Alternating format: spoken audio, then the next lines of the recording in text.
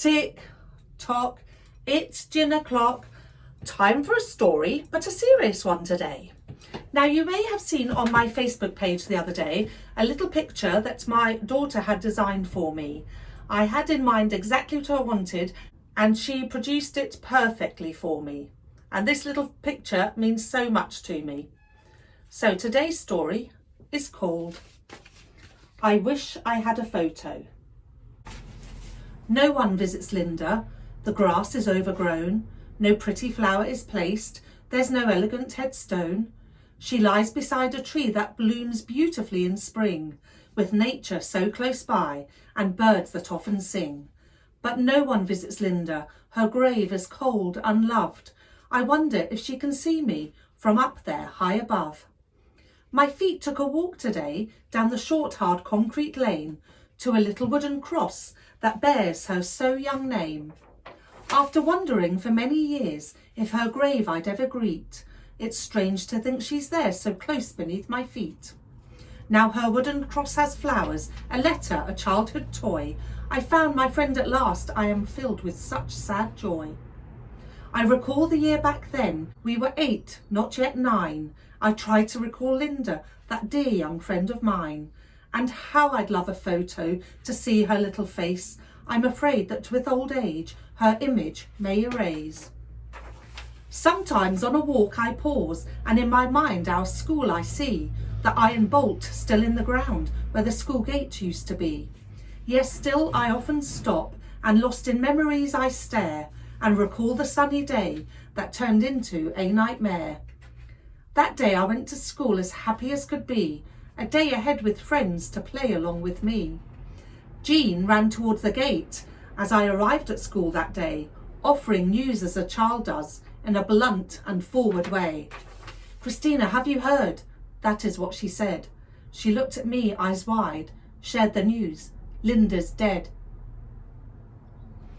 I have no other memory of being at school that day, but I hear her loud and clear, like her words were yesterday. Suddenly, Linda was gone, never to be seen again. But I never have forgotten, I remember now that pain. And no grown-up spoke of Linda, of what happened, why she died. Then I remember being at home, and then it was I cried. No remembrance assembly, no explanation from the head.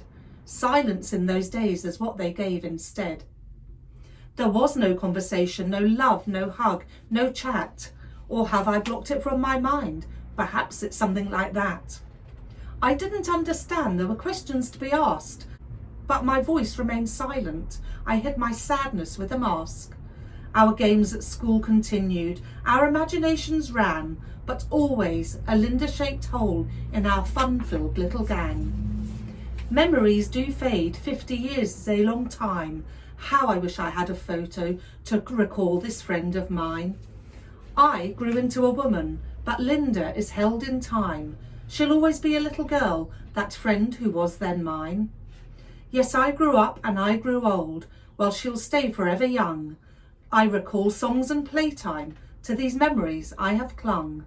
And I've always carried a sadness deep within my heart for my little friend called Linda, for when she did depart. And I wish I had a photo that I could hold so close to remember all those times before the tragedy arose. I do have one mental picture etched deep inside my mind. When I think of Linda, this image that I find. Us in the playground, fun and happiness, and Linda with red squirrels on a little cotton dress. Her dark brown hair is short and straight as it can be, and a smile as she plays with Laura and with me. Laura, her twin, has hair curly and black. I would so love to have that day back. That memory is saved, it's deep in my heart, an image of Linda before we did part. More faded memories, the twins at my house, then Dad driving them to the convent where they were both housed. I wave goodbye at the door, and Nun stands with the girls, Linda straight brown hair, Laura with black wayward curls. Yesterday I walked past the convent. St. Anthony is still above the door, but now it holds offices. It's not a convent anymore. One day after Linda died, I was off school because I was sick. The secretary called and asked if I could be brought in really quick. They said Laura was refusing to go to class that day. Because I wasn't there, she said she wouldn't stay. They asked Mum if I could attend. I recall my sadness at that stage for this little girl who lost her twin at such an early age. That day we sat together, I felt sadness for my friend. I wanted to care for her broken heart to mend. Time passed and life went on, but in my mind the twins weren't far, and gradually I learned to live with this sad invisible scar. What happened to Laura I have never known, but the seeds of our friendship for me were deeply sown.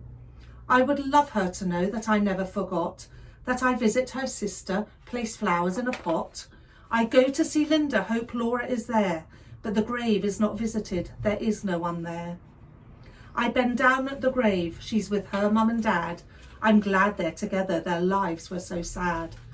And I see Laura's little face, it was burnt, it was so bad. A house fire when they were babies, the one that killed their dad. But most of all I see those curls, she was beautiful to me, and I cry for how unlucky one family could be. I wonder how her life was, did she marry, have some kids? Is Laura still alive? I wonder where she is. And I worry if I seek her now, what is it that I'll find? My memories are a fairy tale, two young sisters held in time. Perhaps she doesn't remember me, maybe in time she did forget, but I remember both of them. Theirs is the saddest story yet. Each year I wish them happy birthday, theirs is 2 days after mine. Our mums were in hospital, giving birth at the same time. They met again 5 years later, when they stood at the school gate. Maybe our friendship was destiny, perhaps it was pure fate. I'll keep on visiting Linda, I'll place flowers on her grave, and my memory will return to the twin that was not saved. And I wish I had a photo, I'd be happy with just one, so I could see their faces and remember times of fun.